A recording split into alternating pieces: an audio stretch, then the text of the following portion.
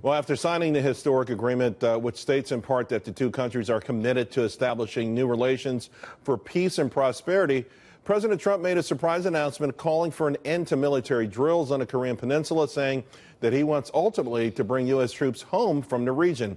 Here now to discuss what it means exactly, Idaho Senator Jim Risch, a member of the Foreign Relations Committee and also the Select Committee on Intelligence. Senator, thanks for joining us.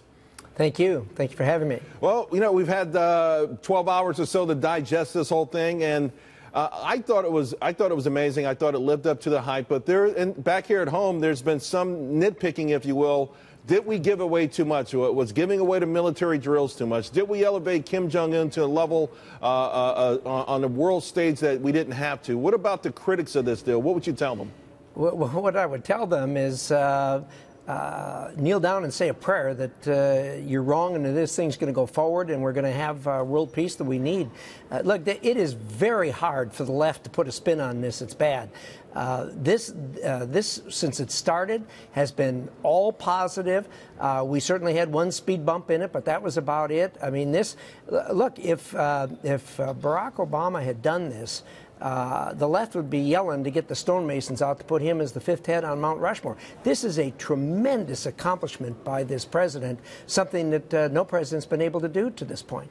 We know that President Trump is a sort of prototypical New York City wheeler dealer. Anyone who worked in New York City real estate or Wall Street understands he comes from that school of you give a little, you take a lot.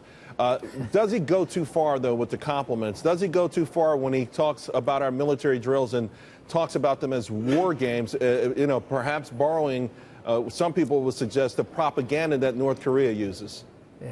I think really what everybody needs to do is take a deep breath and know that what's going to happen next is the next level of people who have worked on this, many of them for decades on both sides. Some of them actually know each other quite well, are going to be taken over from here. They're going to hammer out the details on this. And at the end, we can all argue about who got what or what have you. But look, right now, this thing is very positive, moving in a very good direction.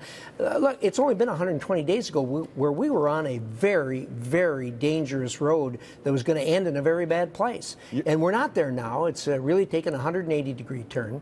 And people need to give the president credit for what he's been able to do with this. You're absolutely right. We were on the precipice, perhaps, of war. Everyone was afraid of that. Every time a missile went off, markets swooned, and we became even more nervous.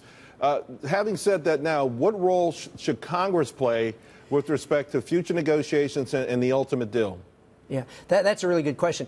Look, the initial responsibility, primary responsibility for the negotiation and the dealing is with the second branch of government. But the Constitution really shares between the first and second branch, the legislative and the executive branch, the final decision on this. We in the Senate are to act and give our advice and consent. On the Iran deal, that didn't work. We neither gave our advice nor our consent, and we all know how that went. This administration has a different view of it. They know this is a partnership. They are not pushing back. They're enthusiastic about it, getting our input on this, and us all moving in the same direction. I've talked to the president, the vice president, the secretary of state. They have all committed that what they want to do is put this in the condition that the founding fathers really envisioned, and that was a treaty, and having it submitted to the United States Senate as a treaty. Senator Risch, thank you very much. Appreciate it. Thank you.